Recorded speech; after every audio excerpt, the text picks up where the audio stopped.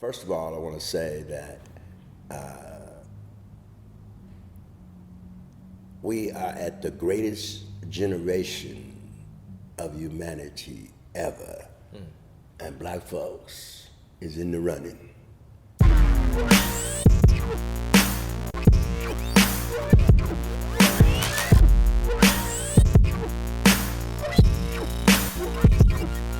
First of all, I want to thank Mudd and the crew. Thank you, brother. For lifting up revolutionary voice. And I am that. I am a revolutionary. My name is Blair Anderson. I am one of the veteran members of the Illinois chapter of the Black Panther Party.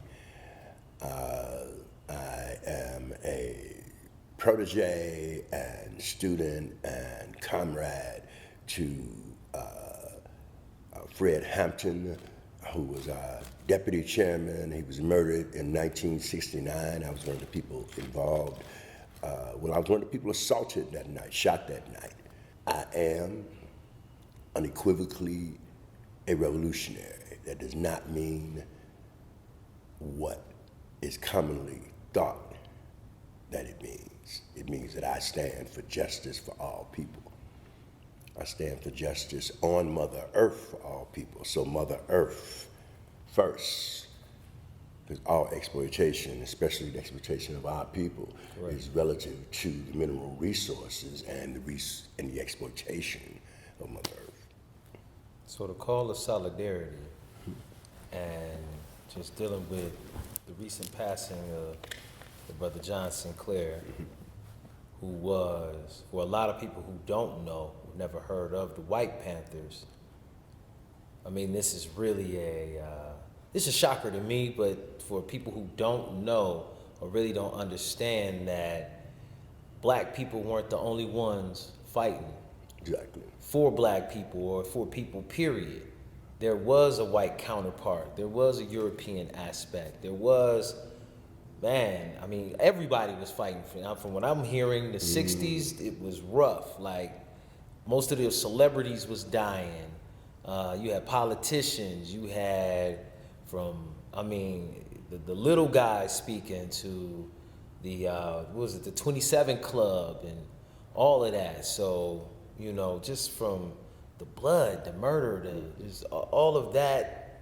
And here we are today with not even a sense of clarity of what the ancestors and the work that really got put in, you know, because today, you know, say it loud, I'm black and I'm proud. The 70s came in, the crack hit once again in the 80s, that just wiped out so many minds. And then the hip hop came in. It was a voice, you know, leading from the 60s, from that revolutionary aspect, from what, you know, the Panthers left. You know, we had Tupac Shakur's that manifested in the 90s, from what a lot of the last poets brought.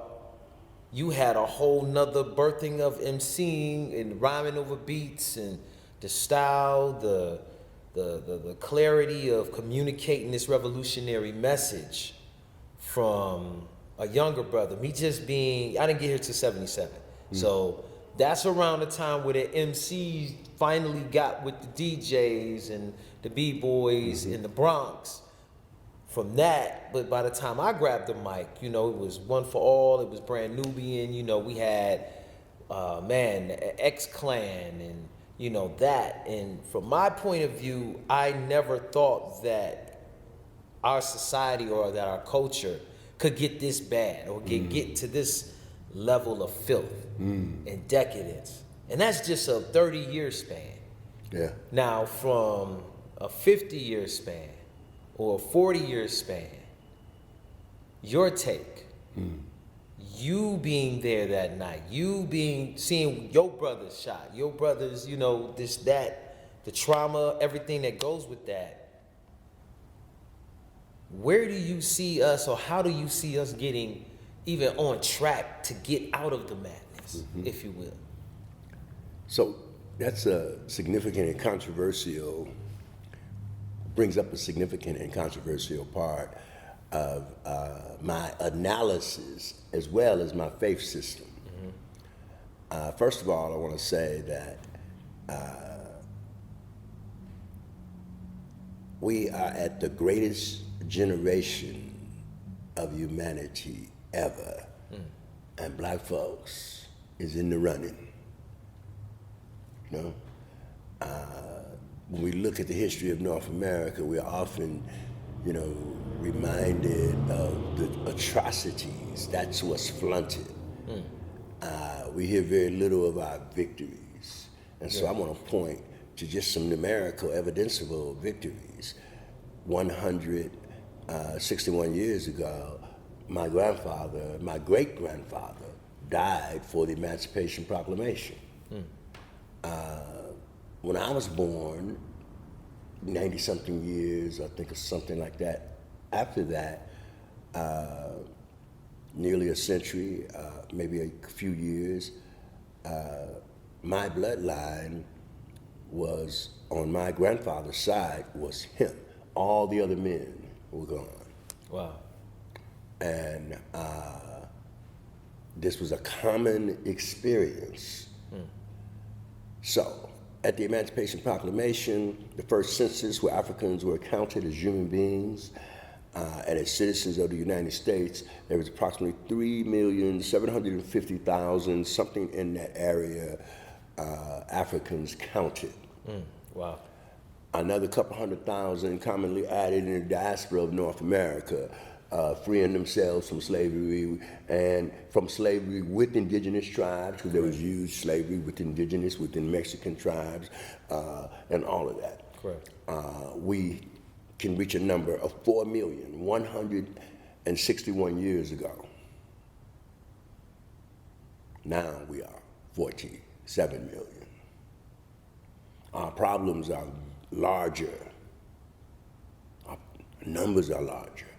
Our solutions are larger than ever before, and they are larger in spirit and power and righteousness and purpose and prophecy than all of the evil that we face. So that is the reason that you see the optimism that you always see in me. I know we got this shit. Yes. And so looking at the math, and not glorifying, it's not like everything is all right and everything is all rosy, but there are more conscious, woke than ever before. And maybe not even a proportional difference, a per capita difference, I'm not sure. But there's so many much more of us now until there simply are more of us. Right. And if those few surviving who survived the slave trade laid the foundation that they have laid, that few, I think it was what did we say? That few million survived 4 million. and have achieved this, then our greater numbers will simply overwhelm this evil and our numbers. Now, this also goes that our greater numbers, which takes us to John Sinclair and the White Panthers, which takes us to the Panthers, because there's the Panthers. Right. The Black Panther was accepted the challenge of the vanguard, the tip of the sword. It had to be our place, the greatest set upon, facing the greatest level of genocide within North America. Within the world. Yeah. And we talk,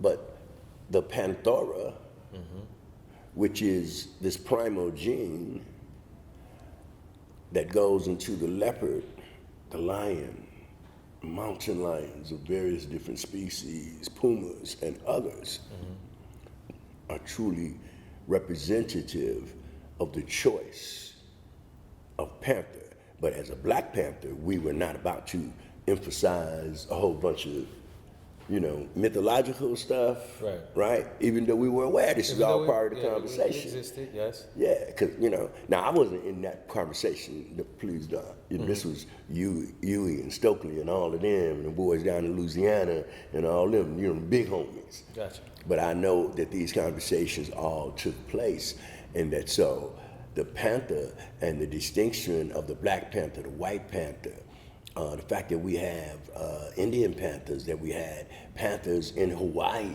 and the Hawaiian Panthers. And so John representing this like secret that's in plain sight that there really are to this day. To this day. White Panthers. I'm meeting with gangster revolutionary White Panthers now, and we're all in mourning. Let's get back to the Black Panther Party for self-defense. Let's get to the White Panther Party, which were a political organization, a coalition of organizations across the United States and being across the world. Wow.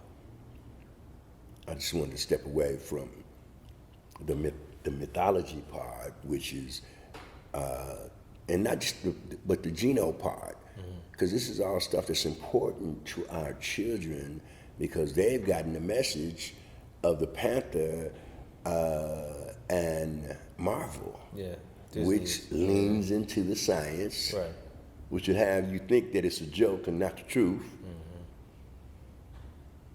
Folklore, if you will. Yeah. Within the folklore, hide the truth. Right. Right. As they normally do. Yeah,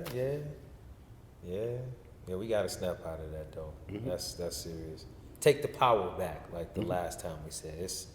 It is that time. It's time for us to take control of our own narrative. And we now have the ability to do that with relative ease. In the revolutionary movement, and that's a movement for survival of people of Detroit. Revolutionary movement in Detroit has to focus first on the essential needs of the people. The Black Panthers were grounded in the principle that our priority is people's survival programs pending revolution. We got to have, people survive to help lead revolution, to guide revolution, to do revolution forth. And we need healthy people. So people's survival programs, food, water, clothing, housing, fit for the shelter of human beings as a right. People who are cared for have a higher capacity to do things. Back to strategy. What does unity look like? Some of the things that we're working on, some of the Black Panther legacy stuff that we've been working on is violence intervention. And this has been through Alea Harvey Quinn and Force Detroit, an old poet, friend, and student of yours to some extent, because she was with Black Ink back in the 80s, wasn't it? That was maybe the 90s. 90s, yeah. Some of the work that we're doing is creating peace zones, which is historical Black Panther work and the phraseology of Ron Scott, who's one of the founders of the Black Panthers. This also goes back to my work with the Black Panthers in creating peace in resolving violent conflict between the Panthers and others in the neighborhood. So creating solidarity around peace then gives us space to go and build. If we got peace on Joy Road, we can take rap back to Joy Road. We can go back to Rouge Park, man. Yes. When the last time you been able to just go rap in Rouge Park? In Rouge Park, and Yeah. man, 20 years almost, right? So a call for solidarity looks like multiple groupings of solidarity, because not everybody can mess with everybody. True. We were speaking on that. Yeah. And we've got some tribes that have feuds and drama that can't just be forgotten, have to be diplomatically addressed. We've got reparations within our community to pay. True, sir. Yeah. That's a whole nother subject. That's a whole nother subject, right? Yeah, but you're right. We do, and I don't want to go down that rabbit hole because. No, I'm with you though, but it's a rabbit hole that needs to be touched upon because, like you say, we can say black, but black being an adjective, it's not really a nationality. So it's like something that we group on ourselves, but it's so many different tribes within, if it's not East Side, it's West Side. If it ain't Cherokee, it's Choctaw. If it ain't Republican, it's Democrat. Conservative, liberal. It's so much of whatever that is that people put before, I think, the humanity aspect. To say, well, yes, these answers, or a family reunion, it's like auntie mad at auntie because mama mad at grandma because she grounded her that time, whatever, and she ain't letting it go, so the family got to do this, and we acting weird, we acting quiet, don't nobody want to say nothing. Don't bring, when do the petty pity party stuff stop, and we just say, look, man, we need to have at least our own political party. At least that. Like Tupac said that at least. I want to ask the question to you about 420.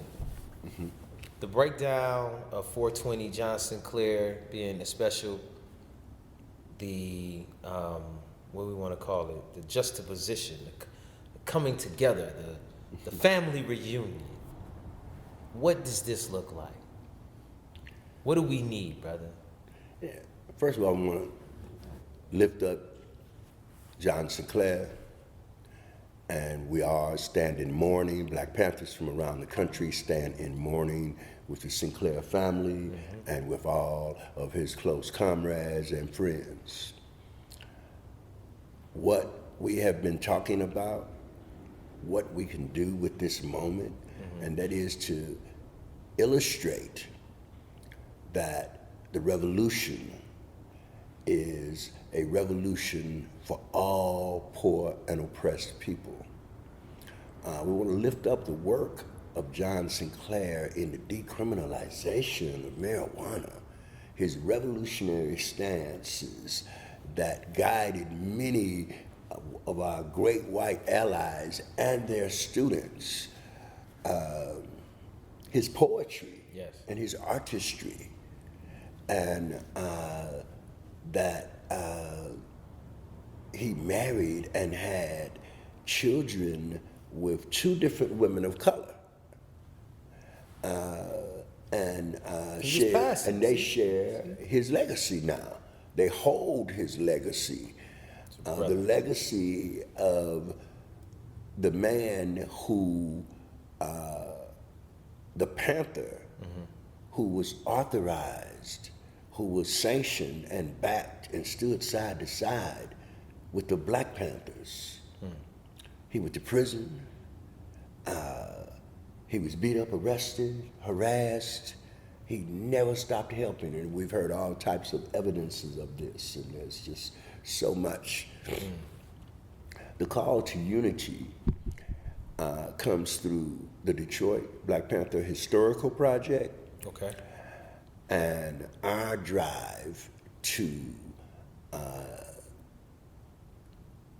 preserve the history through landmarking and telling the true stories of the Panthers.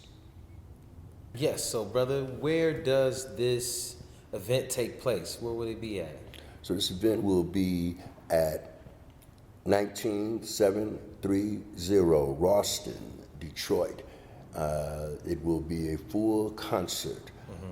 We have an array of artists coming out, internationally famous rock and roll artists, as well as jazz artists and rappers. David Nelson, founder of The Last Poets, will be coming out to open up the Detroit Black Panther tribute with a call for peace and for squashing all beefs on 420. This is a very necessary situation because, like, what I do here at the Moorish Mudd show, it's like, I tell people, it's like, we're like Star Trek. You know, we land down on a lot of different subject matters in a lot of different places, and, you know, we go where don't nobody go. We talk about what things, you know, people like John Sinclair, they don't know, but now they know him. You know what I mean? And for us as a nation, us as a people, once we sit down and start having these conversations and stop, like, even with the beef. If there's beef, there's no conversation. There's no talking. There's no interacting. Healing, no closure. There's no closure. There's no healing. So shit that people forgot about, it's still supposed to be a beef because ain't nobody closed no door. They could be misremembering something from 10 years ago. It happened like this. No, it didn't. Yes, it did. We got to get over ourselves. We got to get past the ego. When it comes to Moorish, when it comes to Moor, you get to the etymology of that, amor, we talking about love, amore, you know. Even in Portuguese, amore. You see amor, that's love. That's our first principle. If we can't get to the heart, how we gonna get to the truth? How we gonna get to the peace? How can we free ourselves? How can we get to the justice? It start with this first. Man in the mirror, we take the time, we get over ourselves, we come out on 420, we get as happy and as live as we do, because the brother Sinclair, yes, he fought for the rights for us to even just to have the trees, there's the medicine, just to blaze with, to get over these troubles and PST nonsense that we going through out here. So, you know, I think it's just important that, you know, we continue to have these conversations. We continue to build. We force the children or the elders and get them all together, because this family reunion, man, it's long overdue. It really is. And so we've got the founder of The Last Poets, the co-founder of The Last Poets, coming out and calling for 420 to be a day when all beefs are squashed, welcoming all Detroit artists, to this memorial at the Ralston in celebration of 420. And if you can't get there on 420 in celebration of the legalization of marijuana, which was largely done by this White Panther, was led by this White Panther, they put the gun down and smoke a joint. Hey. All power to the people. All to the people.